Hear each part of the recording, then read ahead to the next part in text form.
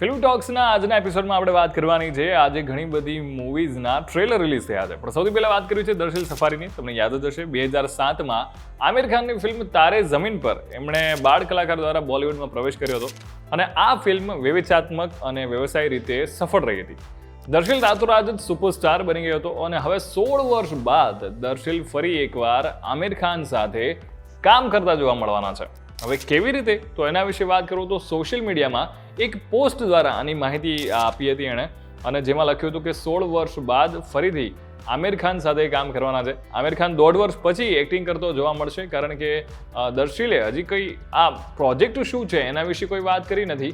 પણ હા, એટલી ચોક્કસથી માહિતી આવી રહી છે રિપોર્ટ્સનું માનીએ કે મે બી આમિર ખાનની જે આવનારી ફિલ્મ છે સિતારે ઝમી પર, એમાં આ બંને કલાકારો છે એ એકબીજા સાથે કામ કરતા જોવા મળે તો નવાય નહીં. આ ફિલ્મના નિર્માતા ઉપરાંત આમિર ખાન તેમાં અભિનય કરતા પણ જોવા મળવાના છે, એટલે પોસિબિલિટીઝ ઘણી છે, માની શકાય. ફિલ્મ મર્ડર મુબારકનો લાંબા સમયથી રાહ જોઈ રહી હતી અને જેનું ટ્રેલર આખરે નિર્માતાઓએ વિવિધ સોશિયલ મીડિયા પ્લેટફોર્મ પર છે એ જાહેર કર્યું છે.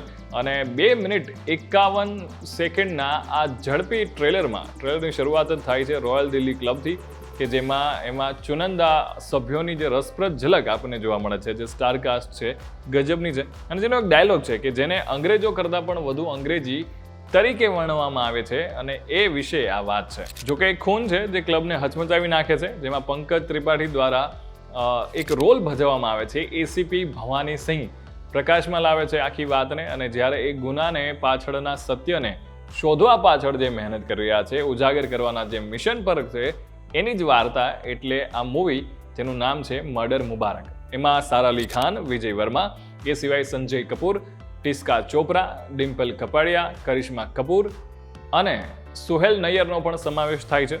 અને મૂવીની વાત કરું તો જે દરેક પોતાના રહસ્યોને આશ્રય આપે છે એના વિશેની આ ઘટના છે. મૂવી રિલીઝ થઈ રહી છે બહુ જ જલ્દી નેટફ્લિક્સ પર 15મી માર્ચે. મેદાનનું નવું પોસ્ટર અને ટ્રેલર રિલીઝ ડેટ અજય દેવગણે હાલમાં જ પોતાની જે સોશિયલ મીડિયા છે એમાં જાહેર કર્યું છે. ફિલ્મનું જે નવું પોસ્ટર છે એ તમે જોતા જ ઇન્સ્ટાગ્રામ પર જ્યારે પોસ્ટ મૂકી અને છલાંગ લગાવી હતી, અને ટ્રેલર રિલીઝ ત્યારે કરવાની વાત આવી તો એની પણ ડેટ જાહેર કરી છે. 7મી માર્ચે આ ફિલ્મનું ટ્રેલર છે એ રિલીઝ થવાનું છે. અને બહુ જ લાંબા સમયથી આ ફિલ્મ છે એ કોઈ ને કોઈ કારણોસર પાછળ ધકેલાઈ રહેતી, પણ ફાઇનલી ઈદ 2024માં આ મૂવી છે એ આપણને જોવા મળવાની છે. અને જેમાં વાત કરવામાં આવી છે કે એક માણસ, એક ટીમ, એક રાષ્ટ્ર અને ફૂટબોલના ઇતિહાસ પર અમિત છાપ છોડનાર અવિશ્વસનીય માન્યતાની અસાધારણ વાર્તા એટલે મેદાન.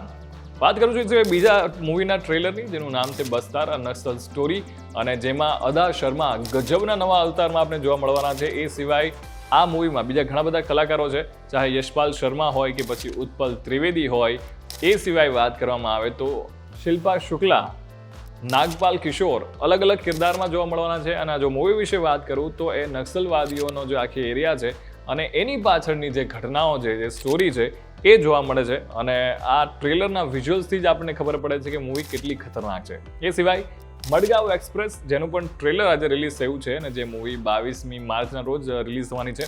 એક્સેલ એન્ટરટેનમેન્ટ પ્રોડક્શન હાઉસમાં બનેલી આ ફિલ્મ છે કે જેમાં આપણે દિવ્યેન્દુ, પ્રતિક ગાંધી એન્ડ અવિનાશ તિવારી છે એ જોવા મળવાના છે. નોરા ફતેહી એન્ડ ઉપેન્દ્ર લીમાએ એની સાથે છાયા કદમનો પણ રોલ છે. અને ડેબ્યુ કરી રહ્યા છે as a director Kunal Khemu.